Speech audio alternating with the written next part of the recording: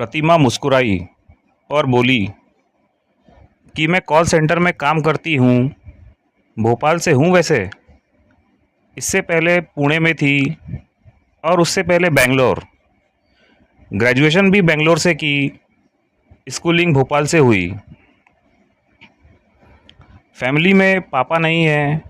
छोटी थी तभी वह गुजर गए थे। माँ है और बड़ा भाई, भाभी। माँ और भैया भाभी साथ रहते हैं। मेरी भाभी से बनती नहीं तो घर पर कम जाती हूँ। बस इतना कहकर प्रतिमा चुप हो गई। ऐसा बोलते वक्त उसके चेहरे के हाव भाव गंभीर हो गए थे। मैं समझ गया कि वह फैमिली के बारे में बात नहीं करना चाहती। मैंने भी बात घुमा दी और ऑफिस के बारे में पूछा तो बोलने लगी कि ऑफिस में क्या लाइफ है। जाओ कॉल सुनो और घर आ जाओ। खुलकर बातें होने लगी प्रतिमा से। उस दिन मैं और खुश था। मैंने खूब अपने ऑफिस से गॉसिप्स सुनाई उसे। बीच में मैंने उससे पूछा कि आर यू सिंगल। उसने कहा यस। और मुझसे पूछा एंड यू। मैंने भी कहा कि चिर सिंगल हूँ, कभी कोई गर्लफ्रेंड नहीं रही।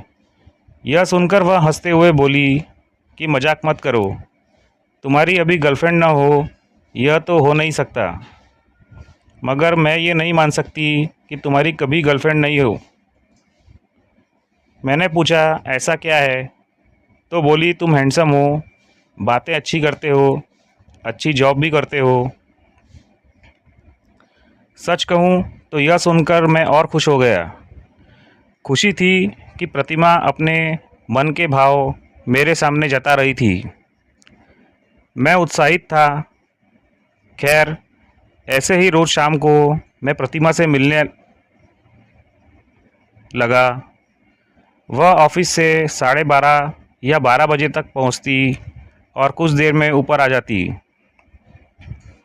हम दोनों छत पर बैठे रहते और 2 बजे तक बातें करते।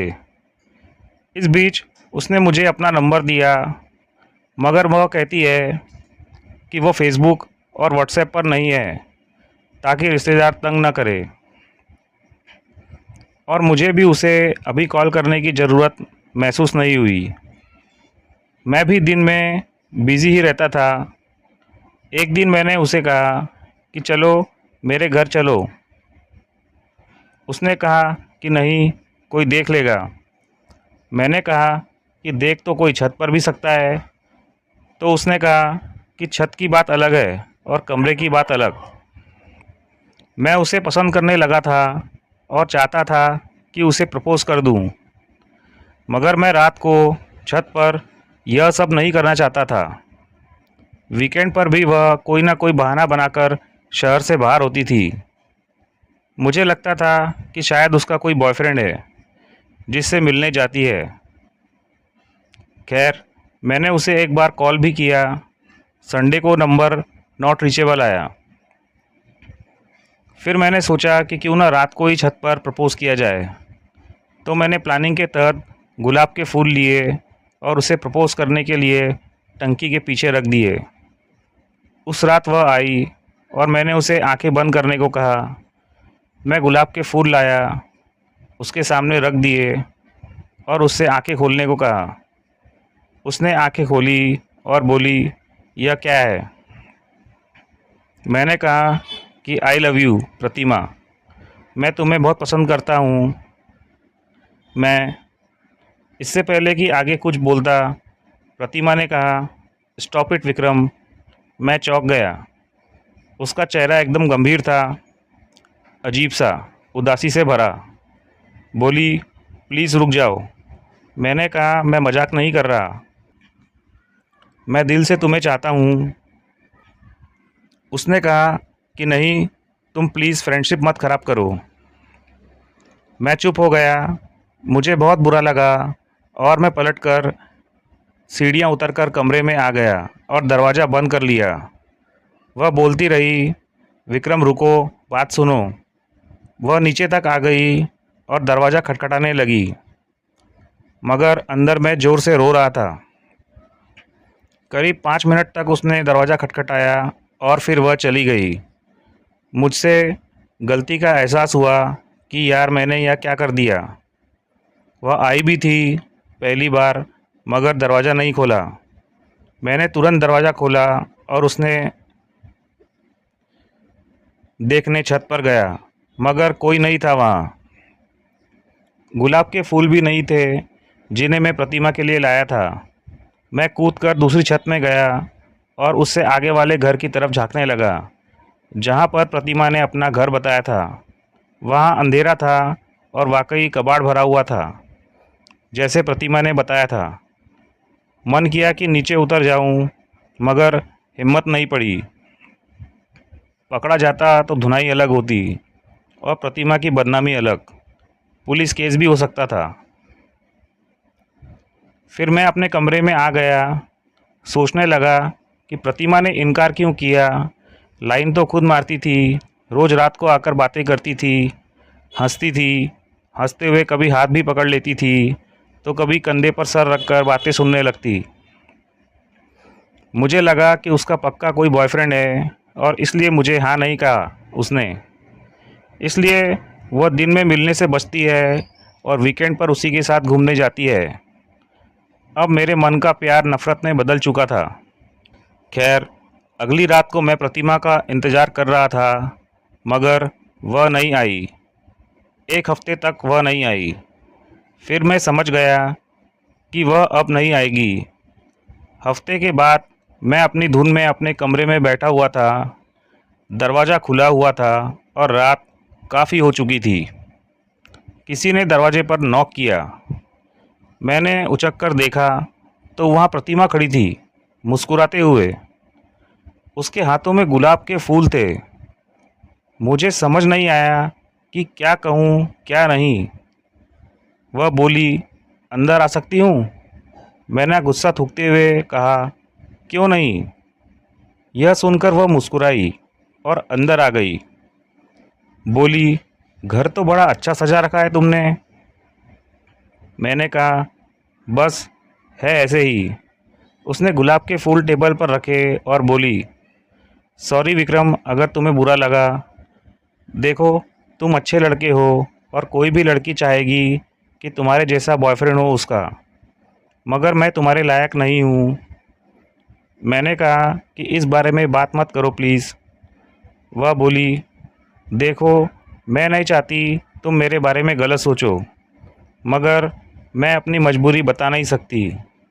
यह सुनकर मैं फिर से भावुक हो गया और रोने लगा। यह देखकर वह आगे बढ़ी और उसने मुझे गले से लगाया और बोली, प्लीज़ रो मत। मेरी गलती है और मुझे नई बात करनी चाहिए थी तुमसे। मैं तुमसे मिलूँगी तो तुम्हें और दुख होगा, इसलिए आज के बाद मैं तुमसे नहीं मिलूँगी। यह सुना मैंने और न जाने क्या हुआ कि मैंने प्रतिमा को कसकर पकड़ लिया, ठीक उस बच्चे की तरह जैसे उससे कोई चीज़ छुड़ाई जा रही हो और वह छोड़ ना रहा हो। मगर इस बीच न जाने मुझे क्या हुआ कि मैंने प्रतिमा को जकड़ लिया। प्रतिमा की आवाज़ गंभीर हुई और वह कहने लगी, विक्रम छोड़ो मुझे। मुझे ठीक से याद नहीं है, मगर शायद मैं उसे किस करना चाह रहा था। मगर प्रतिमा ने कहा कि Vikram stop, don't do this. इतने में अचानक मुझे झटका सा लगा और मैं उछलता हुआ कमरे के दूसरे किनारे पर जा गिरा। अब प्रतिमा के चेहरे के भाव बदल चुके थे, गुस्से से लाल हो चुकी थी और अजीब सी आवाज़ में सांस ले रही थी। मैं हैरान था कि इतनी ताकत कहाँ से आई इसमें कि उसने मुझे हवा में उछाल दिया। अब तक दिमाग से वासना का भूत भी उतर चुका था और एहसास हो गया था कि कितनी बड़ी गलती कर रहा था मैं। लंबी लंबी सांसें लेती हुई गुस्से से तमतमाई प्रतिमा बोली, you shouldn't have done this, you spoiled everything. यह कहकर वह मुड़ी और बाहर जाने लगी। उसकी आवाज़ भी बदली हुई थी, जैसे 2-3 लोग एक साथ बोल रहे हो। अपनी गलती के एहसास के बोझ तले दबा। मैं पीछे पीछे भागा। Sorry Pratima, I am really sorry. दरवाजे से बाहर निकला तो प्रतिमा वहाँ नहीं थी। उसके तेज कदमों की आहट सीढ़ियों की तरफ से आ रही थी। मैं सीढ़ियों की तरफ लपका, छत पर गया तो मैंने जो देखा उसे बताते वक्त मैं अभी भी काँप रहा हूँ। मैंने देखा कि प्रतिमा लंबी लंबी छलांगे लगा रही है, एक छत से दूसरी छत पर, जो एक इंसान के लिए संभव नहीं। ऐसा लग रहा था फिल्मी सीन देख रहा हूँ। वह एक लेन के मकानों की छत से दूसरे लेन के मकानों की छत पर लगभग उड़ती हुई सी कूद रही थी। मैंने करीब 30-35 सेकंड तक उसे दूर तक ऐसे ही कूदते फांदते देखा, जब ताकि वह मेरी आंखों से ओझल नहीं हो गई। मैं सन्न था और वहीं पर बेहोश हो गया। मुझे होश आया होगा सुबह करीब 6 बजे, जब सूरज की रोशनी होने लगी। मैं उठा और रात की घटना को याद करते हुए कांपने लगा। जैसे तैसे कमरे में गया तो देखा कि वहाँ गुलाब के फूल का गुच्छा रखा हुआ है टेबल पर। मेरी हिम्मत नहीं उन फूलों को छूने की। तुरंत सीढ़ियाँ उतरकर नीचे मार्केट में चला गया और वहाँ से दोस्तों को फ़ोन किया। दोस्त आए तो उन्हें पूरी बात बताई। कुछ दोस्तों ने कहा कि तुझे वहम हुआ है, तो कुछ ने कहा कि कोई और चक्कर है। मैंने दोस्तों के साथ कमरे में गया, ज़रूरत के कपड़े उठाए और दोस्त के यहाँ चला गया। बाद में मैं इसी दोस्त के यहाँ शिफ्ट हो गया और सारा सामान ले आया। गुलाब के फूल के वे गुच्छे वहीं कमरे में किचन के टेबल पर रखाया, जो सूख चुके थे। इस बीच मेरे जोर डालने पर कुछ दोस्त पूछताछ करने उस घर में गए जहाँ पर प्रतिमा ने अपना घर बताया था। तो मकान मालिक ने कहा कि ऊपर कोई नहीं रहता, कई सालों से उन्होंने इसे स्टोर रूम बनाया हुआ है। यानी जिसे प्रतिमा अपना किराए का फ्लैट बताती थी, वहाँ कोई नहीं रहता था। फिर वह कहाँ रहती थी? भागी तो वह न जाने कहीं और को ही थी। अब मैं उस घटना को याद करता हूँ तो पता चलता है कि शायद प्रतिमा असली लड़की नहीं थी, क्योंकि उसके सामने मैं उसके चेहरे में खो जाता था। मगर अब ध्यान आता है कि पॉन्ड्स की जो खुशबू मेरे कमरे में आया करती थी, वही खुशबू प्रतिमा से भी आती थी। मगर मैं कभी इस बात को नोटिस नहीं कर पाता था। उस दिन के बाद से जब कभी मुझे गुलाब के फूल दिखते हैं या पॉन्ड्स की खुशबू आती है, मैं कांप जाता हूँ। प्रतिमा का चेहरा मेरे सामने घूम जाता है। अब अकेले जाने से डरता हूँ, लड़कियों की तरफ देखने से बचता हूँ कि कहीं इनमें से किसी में प्रतिमा का चेहरा नज़र ना आ जाए। मेरे डॉक्टर का मानना है कि या तो मैं पूरी तरह कहानी मनगढ़ंत सुनाता हूँ, या फिर मैंने अंत में उसके कूदकर हवा में उड़ने वाली बात झूठ बताई है। मेरे मन में कभी कभी ख्याल आता था कि शायद वह असली लड़की थी। मैं खुद को कोसता भी हूँ कि मैंने उसके साथ जो किया वह ठीक नहीं था। मैं शायद गलत समझ बैठा और उसकी बेबाकी और उसका लाइन मारना समझ बैठा और गलत हरकत भी कर बैठा। मगर उसकी लंबी लंबी छलांगे मारना मेरे पूरे होश में देखा था।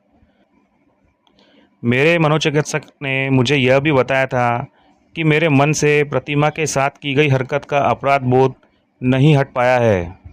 इसलिए मेरा सबकॉन्शियस माइंड ऐसी कहानियाँ गढ़ता ताकि खुद को दिलासा दिया जा सके। मगर मैं जानता हूँ कि सच क्या है।